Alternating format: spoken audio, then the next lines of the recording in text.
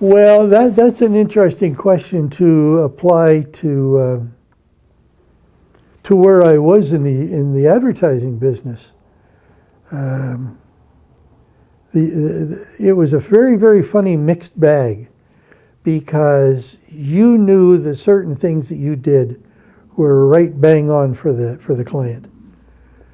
And it was either the client couldn't see it or other people in the agency got in the way. I would say that at least half of my job as a creative director in an agency is selling. I would create it, and then my job was to go and sell it to the client. If the client wasn't buying, then what I thought, and maybe other people thought was really good creative, would go out the window. So your question about principle, what's the principle of creating art or creating anything? As far as that industry is concerned, I've seen so many good ideas go out the window because somebody either hasn't got the guts, the knowledge, or the taste to buy it. And that is probably the most frustrating thing for a creative person. Whether they're in the agency business or whether it doesn't matter. Any creative person is going to run up against that sort of thing. Frustrating, aggravating, to the point where you would just want to go and either just say, oh, take your job and do whatever you will with it, or quit or whatever, but you persevere and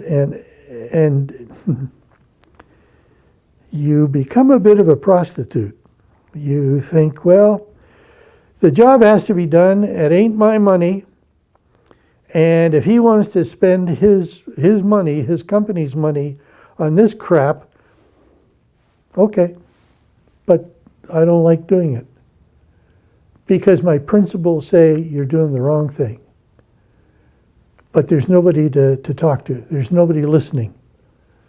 And eventually you just say, okay, it's his money.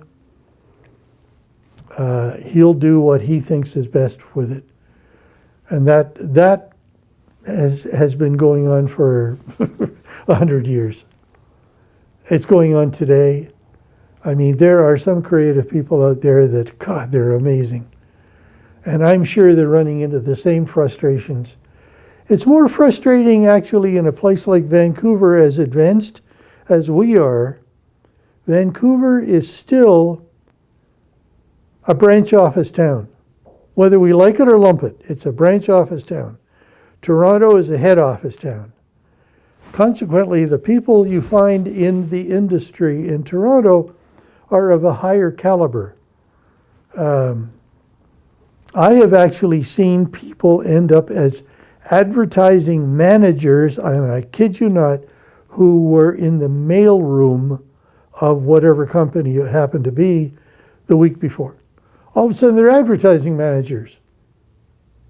But that doesn't happen in a head office town. So you end up talking to people who shouldn't even be in the position to make a decision about creative as to whether it's good, bad, or indifferent. If the person who has created it isn't a good salesperson, you're really in trouble. Because I was blessed. I must tell you, I was absolutely blessed. It was, to the average advertising person, it would be like dying and going to heaven. I worked on an account where they said, okay, you're the expert. Why do you want my opinion on this thing? I like it, do it. What? And I used to say to the, the head of public affairs. I'd say, okay, we're going to be shooting on such and such a day at such and such a place. Will you be there? He said, why would I? He said, you know what I want? He said, if you don't give it to me, and he was very rude, very vulgar. He said, you bend over and kiss your ass goodbye. because he said, that's up to you to make it work. And thank God I was able to do that 9 out of 10 times. But I was blessed, as I say, because this man gave me, I wouldn't say carte blanche, but damn close to it. So it was great. It was great. It made my career almost worthwhile. We did a lot of good things because it wasn't all about selling soap flakes or soup or whatever it was. It was corporate. And so consequently, it wasn't just a matter, I'll tell you, it was for Petro-Canada. And it wasn't a matter of selling gas and oil. It was establishing, in those days, the fact that Petro-Canada was a part of the Canadian fabric. That sounds a little highfalutin, but it's true. So consequently, we would be involved in things like amateur sport, the Olympic flame thing. I mean, people would kill to have that sort of opportunity. So that sort of thing. I mean, I did stuff on amateur soccer. I did stuff on amateur baseball. I did stuff on synchronized swimming. You name it, and we were involved because Petro-Canada was involved. They were putting money in. I did a commercial on the Blue Nose because, our famous schooner, and that was because Petro-Canada was putting money into the restoration of the Blue Nose, which was falling apart. I did a commercial about the Haida. And that was one, no, I didn't do a commercial. That was a commercial I wanted to do. And they bought it. But when we ended up with the Haidas up on Haida Gwaii, they have a thing up there which is sort of like the Mexican mañana.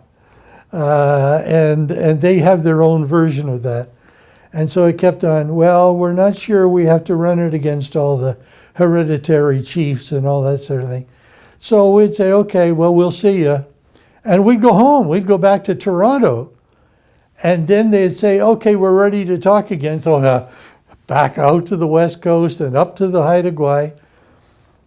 And they finally said to us, okay, well, yeah, we think that maybe we can do this. And I said, you know what? You missed your chance. I said, the weather is not going to cooperate. This was in November. Have you ever been to Haida Gwaii in November? It's like, forget it. And I said, no, we can't do it now. We'll have to wait until spring. And even they said, oh my God, I guess we sort of screwed up, didn't we? And I said, well, your timing wasn't the greatest. We never, ever got to shoot that commercial. And I still think back on it and I think, man, if you'd done that, you would have won the Academy Award or the advertising version of it. Oh, it would have been beautiful. Yeah, I could see that thing so clearly.